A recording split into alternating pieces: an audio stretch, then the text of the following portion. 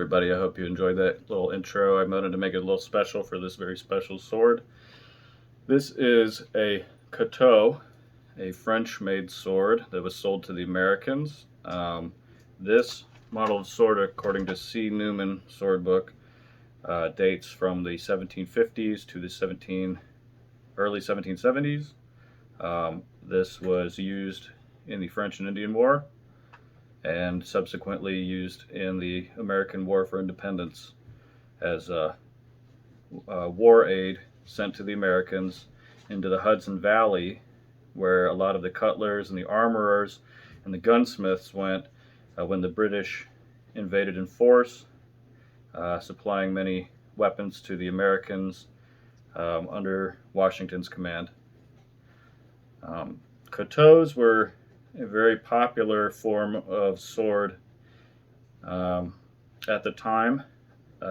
Many men were using hunting swords, hangers, and Cuttoes for different purposes. These are not long swords, these are not heavy swords. They're very nicely made.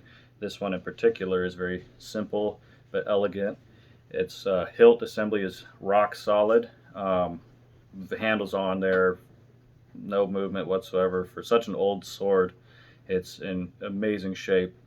There's a slight bit of movement in this little guard, but it's like an 1/8 inch rotation. It's very, very solid. The peening in particular is very nice, and it has a wonderful aesthetic that I find very pleasing. And being an American, knowing that this was used by Americans is also very pleasing. So to describe this sword, it's got a 29-inch overall length from the peen block to the tip of the sword, with a 6-inch hilt. It features this very nice, what I call Gothic almost style, swept handle made of ebony. Has brass peen block, brass cap, and brass guard. And like I said, this is a very well made sword. This is rock solid. Whoever made this sword did a very good job.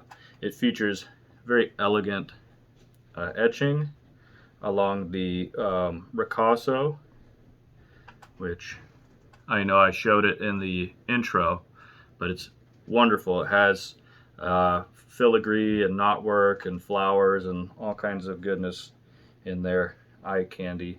The ricasso ends approximately a hand span from the guard and is terminated by this squared fuller, which travels all the way to the end of the blade.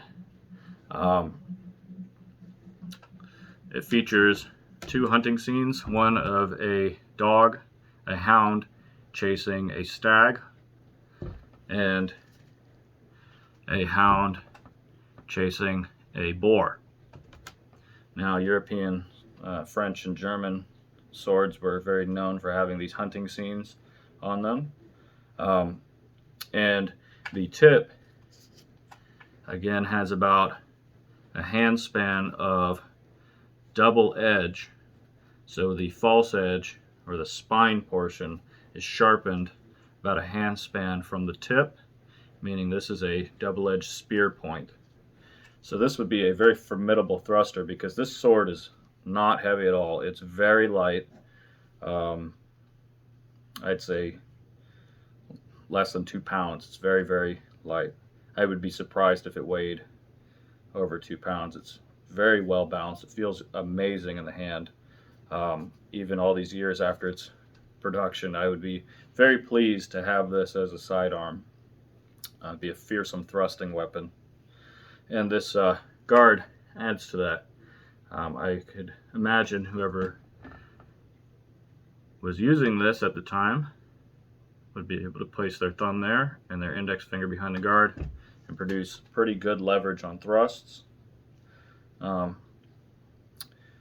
As far as the craftsmanship, like I said, the hilt assembly is just absolutely immaculate. It's very strong. It's hardly, the only movement, like I said, is in this tiny guard, and it's like just barely loose. I mean, it just rotates slightly. But other than that, it's just on there rock solid. The blade is very symmetrical on the port and starboard sides. It is very straight, and the termination into that spear tip is very, very exact. There are a large fuller and then a small fuller on the spine, on the false edge, so you can see a large fuller, and then right where my fingertip is a secondary little tiny fuller. The temper on the blade was very well done. There's a little bit of flex. I don't bend my swords a lot, but I can tell this is springy. So it's a very well tempered sword. And I am just amazed that something that was so historically important and has such prominence is in such good shape. You think of these swords that were used in these actions as being deteriorated and gone, but no, examples exist. The sword is not sharp in the ricasso, but it is very sharp even today in the blade, and extremely sharp at this thrusting tip. There is pitting, and portions that have, through inclusions in the blade during the forging or what have you, have come away from the sword, but overall it is still a very usable weapon. This type of sword was very popular in France and in Germany in the 1700s and even into the 1800s, and the French in particular, with their relationship with the Americans during the Revolutionary War and the after periods after the Americans' victory over the British, relations between the Americans and the French were such that the Americans copied the very dominant and successful military of the French and became very Francophilic with their equipment choices, even up until the Civil War. And that leads me to this sword, which is an 1840 NCO sword. This is not an Ames production, so it's I'm not exactly sure who produced this, but I know that Ames made the lion's share of these swords, and so it's very unusual to have one that was not made by Ames.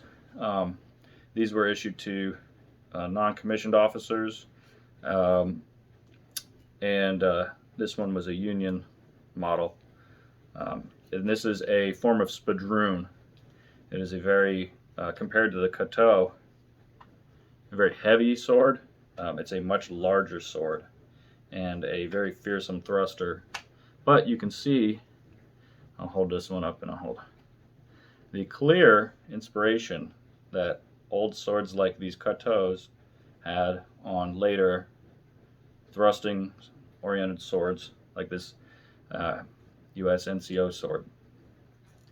I'll go ahead and put the NCO sword down. But yeah, I am very pleased to have this sword. This is a wonderful piece, and I will protect it and make sure that it gets passed down to my children so they can have it and enjoy it and marvel at the craftsmanship of the men with far more primitive technology than what we have today, who were able to produce such fine gear and weaponry and instruments and cutlery and all kinds of fine crafts. And yeah, with that, I'll leave you with just a little bit of an outro, and I hope you enjoyed this Cuttoe hunting sword. Thank you for watching.